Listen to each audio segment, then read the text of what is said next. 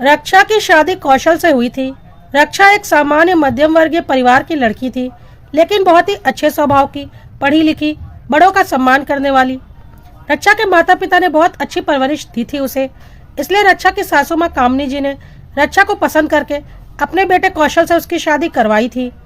क्योंकि कौशल कामनी जी का इकलौता बेटा था, अच्छी खासी जायदाद और बिजनेस थी कामनी जी के पास, जिसे पति के गुजरने के बाद कामनी जी ने ही संभाला था। लेकिन कौशल काफी मनबड़ और बिगड़ैल हो चुका था, इसलिए कामनी जी को लगा था कि रक्षा से शादी करके शायद कौशल में कुछ सुधार आ जाए और वह भी अपने बिजनेस पर ध्यान देने लगे, साथ ही घर परिवार संभालने लगे। लेकिन यह बात बस उनका वहम निकली। कौशल अभी भी पहले की तरह बदतमीज ही था। उसे घर परिवार और बिजनेस कारोबार से कोई मतलब नहीं था। बस दिन भर यार दोस्त, मटर गश्ती, शराब पीना, पब में जाना, यही सब उसका काम था। कामनी जी को कई बार पछतावा भी होता था कि अपने नालायक बेटे को सुधारने के लिए उन्होंने रक्षा जैसी लड़की की जिंदगी खराब कर दी, क्योंकि कौशल तो सुधरने का नाम ही नहीं ले रहा था। वह अक्सर इस बात का अफसोस रक्षा से जाहिर भी करती थी, लेकिन रक्षा बोलती थी, यह सब कहने की बात है मम्मी जी, जिसके नसीब जिसके साथ बंधे होते हैं उसकी शादी उसी के साथ होती है। किसी के सोचने से कुछ नहीं होता। मेरे नसीब कौशल जी के साथ लिखे थे तो मैं उनकी पत्नी बन गई। कामनी जी अक्सर रक्षा को समझाती थी कि कौशल तो नहीं सुधरने वाला, तू तो पढ़ी लिखी है, तू मेरे साथ ऑफिस आया कर, सारा बिजनेस देख, समझ और संभाल, क्योंकि आगे सब कुछ तुझे ही देखना होगा। मुझे कौशल से कोई उम्मीद नहीं है, लेकिन रक्षा पढ़ी लिखी होने के बावजूद बहुत दबी दबी सहमी सी रहती थी और ऑफिस जाने में घबराती थी। वह सोचती थी जब तक सासू माँ है वह यह सब टेंशन क्यों ले। इस बीच रक्षा का एक बेटा भी हो चुका था, लेकिन फिर भी कौशल को थोड़ी भी समझ नहीं आई थी। कौशल दिन ब दिन बदतमीज होता जा रहा था, लेकिन सासू माँ का अपार प्यार मिलने की वजह से रक्षा कौशल की तरफ से की गई बदतमीजियों को इग्नोर कर देती थी। कामनी जी को भी कौशल के ऊपर बहुत गुस्सा आता था, पर वह चाह कर भी कुछ नहीं कर पा रही थी। अब कौशल ने एक नई मुसीबत खड़ी कर दी थी। उसकी किसी दृष्टि नाम की लड़की से अच्छी खासी दोस्ती हो गई थी, या यूं कहें कि दृष्टि ने उसे फंसा लिया था। उसकी जायदाद देखकर दृष्टि ने कौशल को ऐसे अपने चंगुल में कर लिया था कि वह जो भी बोलती थी कौशल वही करता था। दृष्टि ने कौशल को पूरी तरह से रक्षा की जिंदगी से निकाल दिया था। अब तो हफ्तों कौशल घर नहीं आता था, और अगर आता था तो रक्षा के साथ बहुत बदतमीजी करता था। कामिनी जी यह सब कुछ काफी दिनों से देख रही थी, और वह कौशल को कई बार चेतावनी दे चुकी थी कि वह सुधर जाए, नहीं तो वह कोई बहुत बड़ा कदम उठाएंगी। लेकिन कौशल को तो एक ही धुन सवार थी कि रक्षा को उसकी जिंदगी से बाहर निकालना है और दृष्टि को अपनी पत्नी बनाकर इस घर में लाना है। पर इसके लिए कामनी जी बिल्कुल भी तैयार नहीं थी। रक्षा भी अब तक कौशल के सारे अत्याचार बर्दाश्त कर रही थी, लेकिन उसकी जिंदगी में दृष्टि को वह बर्दाश्त नहीं कर पा रही थी। कामनी जी ने रक्षा से कहा, मैंने तुमसे कितनी बार कहा खुद को तेज बनाओ, ऑफिस आओ, बाहर निकलो, लेकिन तुम तो घर संसार में ही इतनी व्यस्त हो कि कभी खुद पर ध्यान ही नहीं देती। और देखो तुम्हारा पति क्या गुल खिला रहा है। मैं जब तक हूँ तुम्हारी रक्षा कर दूंगी, लेकिन रक्षा नाम तुम्हारा है और तुम्हें खुद अपनी रक्षा करनी पड़ेगी। तुम मेरे ऊपर कब तक आश्रित रहोगी? मैं आज हूँ कल नहीं रहूंगी। रक्षा ने भी अब थोड़ा बहुत ऑफिस जाना शुरू कर दिया था और बिजनेस को समझने लगी थी, जिसके लिए दृष्टि कौशल को भड़काया करती थी कि उसे ऑफिस मत जाने दिया करो, वरना वह इतनी आसानी से तुम्हारा पीछा नहीं छोड़ेगी। अगर वह तुम्हारी सारी प्रॉपर्टी के बारे में जान गई तो उसे पैसों का लालच लग जाएगा। और फिर कौशल जाकर रक्षा के साथ बदतमीजी करता था। शराब के नशे में वह इतना पागल हो जाता था कि रक्षा के साथ साथ वह कामिनी जी के साथ भी बदतमीजी करने पर उतारू हो जाता था। और कामिनी जी भी बहुत अच्छे से समझ चुकी थी कि कौशल को समझाना अब उनके बस की बात नहीं है, इसलिए उन्हें समय रहते कोई फैसला करना ही पड़ेगा। इसी तरह से कौशल और रक्षा की शादी को 8 साल बीत चुके थे और उनका बेटा लगभग 7 साल का हो चुका था। लेकिन आज तक कौशल दृष्टि के साथ ही रहता था और उसे ही अपनी पत्नी मानता था। अब तो कौशल महीनों घर नहीं आता था और दृष्टि के साथ अपने फार्म हाउस पर ही समय बिताता था। कामनी जी अब बीमार रहने लगी थी। उन्होंने रक्षा को अपने पास बुलाया और बोला, देखो रक्षा, मैं हार्ट पेशेंट हूँ और पहले भी मेरे 2 हार्ट अटैक हो चुके हैं। अब मुझे नहीं लगता मैं ज्यादा दिन बचूंगी, लेकिन तुम अपने आप को मजबूत बनाओ। जब तक मैं थी कवच बनकर तुम्हारे आगे खड़ी थी और दृष्टि और कौशल तुम्हारा कुछ भी नहीं बिगाड़ पाए, लेकिन मेरे नहीं रहने पर तुम क्या करोगी? वह दोनों तुम्हें निकाल कर बाहर फेंक देंगे। कहाँ जाओगी? क्या होगा तुम्हारा? कौशल के पिताजी की सारी जायदाद पर तुम्हारा और तुम्हारे बेटे का पूरा हक है, जिस पर वह दृष्टि कुंडली मारकर बैठी है। मेरा पोता इस जायदाद का वारिस है, और अगर मेरे जाने के बाद कौशल ने तुम्हें इस घर से निकाल दिया और दृष्टि से शादी कर ली, तो तुम दोनों माँ बेटा अपने हक से वंचित होकर रहोगे, और वह दृष्टि कौशल के साथ। और अगर बेटे को कौशल ने ले लिया तो सोच लो सौतेली माँ उसका क्या हश्र करेगी। इसलिए अभी भी मौका है, सुधार लाओ खुद में। रक्षा को कुछ समझ में नहीं आ रहा था और वह बहुत परेशान हो रही थी। तब तक वकील साहब आ गए और कामिनी जी ने वकील साहब से बोला, मैं अपनी मर्जी से अपनी सारी संपत्ति, सारा बिजनेस, सब कुछ अपनी बहू रक्षा के नाम करना चाहती हूँ। सुनकर वकील हैरान रह गए और बोले, लेकिन यह सब तो आपके बेटे कौशल के नाम पर होना चाहिए। कामिनी जी ने बोला, मुझे कौशल पर बिल्कुल भी भरोसा नहीं है। मेरी बहू रक्षा यह सब कुछ अच्छे से संभाल सकती है। वकील ने कामिनी जी के कहे अनुसार सारी संपत्ति रक्षा के नाम पर कर दी। कामिनी जी ने रक्षा से कहा, देख बेटा, जाने से पहले मैं जो तेरे लिए कर सकती थी मैंने कर दिया। अब आगे की लड़ाई तुझे खुद लड़नी है। अगर तू खुद अपने लिए लड़ेगी तो तेरा और तेरे बेटे का भविष्य सुरक्षित रहेगा, क्योंकि मेरा बेटा तो नहीं सुधरने वाला। मैं तो अपने बेटे को अपने जीते जी नहीं सुधार पाई। अगर हो सके तो तू अपने पति को एक बार और सुधारने की कोशिश कर लेना। इसके कुछ दिनों बाद ही कामिनी जी की मृत्यु हो गई। अब तो कौशल और दृष्टि को लगा उनके रास्ते का कांटा ही हट गया। दृष्टि तो अब पूरे बिजनेस की मालकिन बनने के सपने देखने लगी थी और उसने कौशल से बोला, कौशल, अब तो मैं उस कुर्सी पर बैठना चाहती हूँ जिस पर तुम्हारी मम्मी बैठती थी। और कौशल ने बोला, बिल्कुल दृष्टि, उस कुर्सी पर तुम ही बैठोगी। तुम्हारा पूरा हक है उस कुर्सी पर बैठने का। उस रक्षा को तो मैं तलाक देकर बाहर फेंकूंगा। कौशल दृष्टि को लेकर अपने ऑफिस गया और उसे अपनी मम्मी के केबिन में ले गया। वहाँ पर वह दृष्टि को अपनी मम्मी की कुर्सी दिखाकर बोल रहा था कि तुम आराम से इस पर बैठो, क्योंकि तुम ही अब यहाँ की मालकिन हो। लेकिन तब तक रक्षा वहाँ आ गई, क्योंकि रक्षा को खबर मिल चुकी थी कि कौशल और दृष्टि ऑफिस में आए हुए हैं और रक्षा ऑफिस में ही थी। उसने दृष्टि का हाथ पकड़कर उसे पीछे की ओर धक्का दे दिया और बोला, हिम्मत कैसे हुई मम्मी जी की कुर्सी को हाथ लगाने की? यह कुर्सी सिर्फ और सिर्फ मम्मी जी की थी, और जाने से पहले यह कुर्सी उन्होंने मुझे सौंपी है। तेरे जैसी गंदी औरत इसे हाथ भी नहीं लगा सकती। दृष्टि को बहुत जोर का गुस्सा आया और कौशल तमतमाता हुआ रक्षा की तरफ बढ़ा तो रक्षा ने सिर्फ हाथों से इशारा किया, कौशल, यह हमारा ऑफिस है। मैं यहाँ कोई बखेड़ा नहीं चाहती। बाहर सारे स्टाफ बैठे हैं, लेकिन फिर भी अगर तुम अपनी इज्जत का फालूदा यहाँ करवाना चाहते हो तो ठीक है, वरना चुपचाप अभी का अभी इस 2 कौड़ी की घटिया औरत को लेकर यहाँ से निकल जाओ, वरना मैं सिक्योरिटी बुलाकर क्या कर सकती हूँ।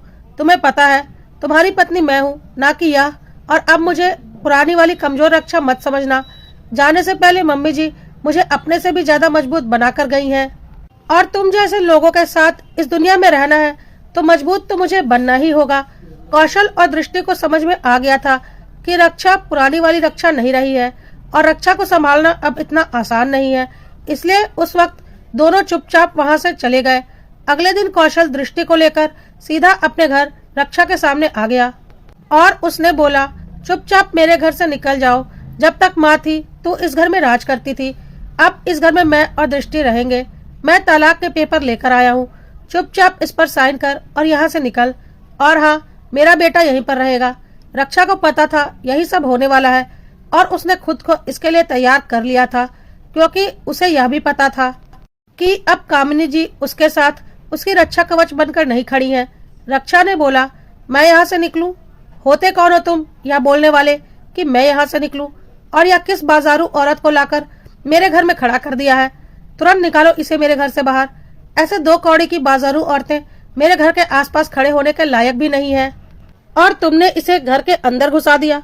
सुनकर दृष्टि के तन बदन में आग लग गई और उसने बोला, तुम्हारी इतनी हिम्मत, तुमने मुझे बाजारू औरत कहा।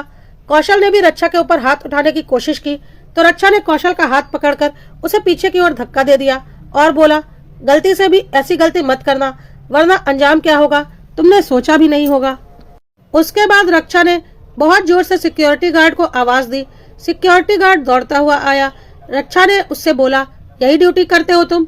कोई भी ऐरी गैरी बाजारू औरत मेरे घर में घुस जाएगी और तुम ध्यान भी नहीं रखोगे। ऐसे 2 कौड़ी की घटिया औरत पर यह सड़क छाप औरत अंदर कैसे आ गई? आइंदा इस घर में यह आनी नहीं चाहिए। धक्के मारकर बाहर निकालो इसे, कहते हुए रक्षा अपने कमरे की तरफ चली गई। कौशल चिल्लाता हुआ रक्षा के पीछे गया और सिक्योरिटी गार्ड दृष्टि को बाहर चलने के लिए बोलने लगा।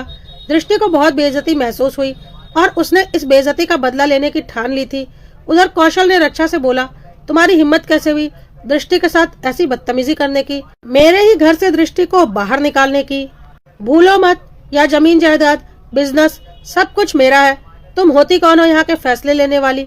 अब रक्षा ने बोला, मैं कौन होती हूँ? मैं इस सारी जमीन जायदाद बिजनेस की मालकिन होती हूँ, कहकर रक्षा ने कामनी जी के द्वारा साइन किए गए सारे पेपर कौशल को दिखा दिए और बोला, मम्मी जी ने जाने से पहले यह सारी प्रॉपर्टी मेरे नाम पर कर दी है और यह सब कुछ अब मेरा है। तो अब इस घर में वही होगा जो मैं चाहूंगी, और अगर आइंदा अपनी उस रखेल को इस घर में लाए ना तो तुम्हें भी इस घर से धक्के मारकर निकाल दूंगी। सुनकर कौशल को यकीन नहीं हुआ कि उसकी माँ ने अपनी सारी संपत्ति अपने बेटे को न देकर अपनी बहू को दे दी है, और कौशल गुस्से में वहां से अपने फार्म हाउस की ओर चला गया जहां वह और दृष्टि रहते थे। जब दृष्टि ने यह सब कुछ सुना तो वह भी हैरान रह गई, क्योंकि दृष्टि तो कौशल के साथ इसलिए थी कि कौशल के पास संपत्ति थी और अब तो कौशल खुद कंगाल था। लेकिन फिर भी दृष्टि को लगता था कि अभी भी मौका है, कौशल चाहे तो रक्षा की सारी संपत्ति अपने नाम पर करवा सकता है। और उसने कौशल से बोला, तुम रक्षा से प्यार से बात करो, उसे यकीन दिलाओ कि तुम उससे प्यार करते हो।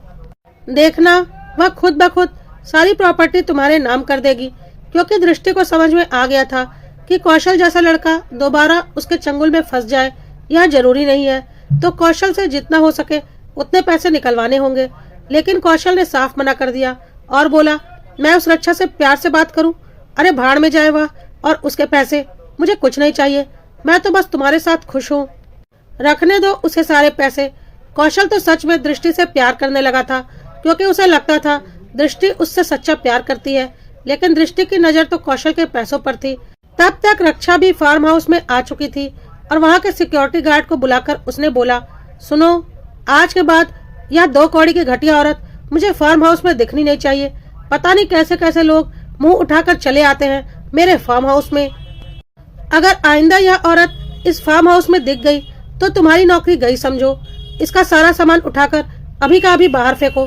सिक्योरिटी गार्ड दृष्टि का सामान उठाकर लाने चला गया। दृष्टि और कौशल को यकीन नहीं हो रहा था कि रक्षा ऐसी हरकत कर सकती है। कौशल ने रक्षा से बोला, ठीक है, तुम सारे पैसे प्रॉपर्टी सब रख लो, फिर भी मैं तुम्हारे पास वापस नहीं आऊंगा, क्योंकि दृष्टि और मैं एक दूसरे से सच्चा प्यार करते हैं। हम दोनों फिर से अपनी जिंदगी नए सिरे से शुरू करेंगे। तुम अपने पैसों के साथ खुश रहो, मैं दृष्टि के साथ खुश रहूंगा। और कौशल ने दृष्टि से कहा, चलो दृष्टि। दृष्टि को कुछ समझ में नहीं आ रहा था, क्योंकि वह कंगाल कौशल के साथ रहकर क्या करती, लेकिन रक्षा को सब कुछ समझ में आ रहा था। दृष्टि अभी कौशल को मना करने ही वाली थी कि तब तक रक्षा ने एक और चाल चली, दृष्टि का बुखार कौशल के दिमाग से पूरी तरह से निकालने के लिए, क्योंकि रक्षा को तो पता था कि दृष्टि को पैसों का कितना लालच है। रक्षा ने दृष्टि से कहा, दृष्टि, क्या तुम चाहती हो कि यह फार्म हाउस मैं तुम्हारे नाम पर कर दूं? सुनकर दृष्टि और कौशल दोनों हैरान हो गए कि रक्षा यह कैसी बातें कर रही है। और दृष्टि ने बोला, अच्छा, तुम यह फार्म हाउस मेरे नाम पर करोगी? किस खुशी में जान सकती हूँ? रक्षा ने बोला, हाँ कर दूंगी, पर मेरी एक शर्त है। तुम मेरी शर्त पूरी कर दो, मैं यह फार्म हाउस तुम्हारे नाम कर दूंगी। बहुत दुख दिया है तुम दोनों ने मुझे, बस उस दुख का बदला लेना चाहती हूँ। दृष्टि को कुछ समझ में नहीं आ रहा था। रक्षा ने बोला, एक काम करो, अपनी चप्पल उतारो और कौशल को उस चप्पल से मारो। अगर तुमने मेरा यह काम कर दिया तो यह फार्म हाउस तुम्हारा। सुनते ही दृष्टि को यकीन नहीं हुआ और उसने तुरंत ही अपनी चप्पल उतार ली कौशल को मारने के लिए। यह देखते ही कौशल के प्यार का सारा नशा उतर गया, क्योंकि अभी कुछ देर पहले इसी दृष्टि के साथ कौशल अपने आगे के जीवन के सपने बुन रहा था, और उसका वही प्यार आज पैसों के लिए उसे चप्पल से मारने को तैयार है। दृष्टि अपनी चप्पल लेकर कौशल की तरफ बढ़ रही थी कि रक्षा ने आकर उसका हाथ पकड़ लिया और बोला, हिम्मत कैसे हुई मेरे ही सामने मेरे पति को चप्पल से मारने की? चल निकल यहाँ से। कहकर रक्षा ने अपनी चप्पल निकालकर दृष्टि को दिखाते हुए बोला, तुरंत का तुरंत यहाँ से बाहर निकल, नहीं तो इतने चप्पल मारूंगी कि खुद को पहचान नहीं पाएगी। कहकर उसे बाहर की ओर धक्का दे दिया। उसके बाद कौशल से बोला, देख लिया आपने अपने सच्चे प्यार को, इतने सच्चे प्यार को कि पैसों के लिए तुम्हें चप्पल से मारने के लिए भी तैयार हो गया। कौशल को आज अपनी गलती का एहसास हो रहा था। रक्षा ने आगे बोला, कौशल, भले ही तुमने मुझसे कभी प्यार नहीं किया है, लेकिन फिर भी तुम मेरे पति हो और अपने पति की बेइज्जती मैं कभी बर्दाश्त नहीं कर सकती। और उस बाहरी औरत की औकात नहीं थी तुम्हारे ऊपर चप्पल उठाने की, इसलिए उसकी औकात उसे मैंने दिखा दी। कौशल को आज समझ में आ गया था कि पत्नी क्या होती है और रखेल क्या होती है। कौशल रक्षा से माफी मांगना चाहता था, लेकिन रक्षा ने साफ बोल दिया, कौशल, मैं तुम्हें एक पत्नी के रूप में कभी माफ नहीं कर सकती और मुझसे एक पत्नी के रूप में कोई उम्मीद मत रखना। लेकिन हाँ, तुम मेरे बेटे के पिता भी हो, तो इसलिए मुझे अपने बेटे के पिता के रूप में तुम्हें माफ करना ही पड़ेगा, नहीं तो उसके साथ नाइंसाफी होगी। उम्मीद है अब तुम सही रास्ते पर चलोगे और अपने बच्चे को एक उज्जवल भविष्य दोगे और अपने बिजनेस को सही ढंग से संभाल कर अपने मम्मी पापा का नाम रोशन करते हुए आगे बढ़ोगे। लेकिन हाँ, आंखें तुम्हारी जरूर खुली हैं, पर भरोसा मेरा तुम्हें जीतना होगा, तभी तुम्हें तुम्हारी प्रॉपर्टी वापस मिलेगी। कौशल ने बोला, रक्षा, मुझे कोई प्रॉपर्टी वापस नहीं चाहिए, सारी प्रॉपर्टी तुम्हारे नाम पर है और तुम्हारे नाम पर ही रहनी चाहिए। माँ का फैसला बिल्कुल सही था, लेकिन अफसोस कि माँ के रहते मेरी आंखें नहीं खुल पाई। वादा करता हूँ एक ना एक दिन ऐसा जरूर आएगा कि तुम्हें दोबारा मुझ पर भरोसा होगा और तुम मुझे पति के रूप में अपना लोगी। कहकर कौशल अपने बेटे के पास जाने के लिए फार्म हाउस से अपने घर की तरफ निकल गया। इस बार साथ में रक्षा भी थी, पर एक दोस्त के रूप में।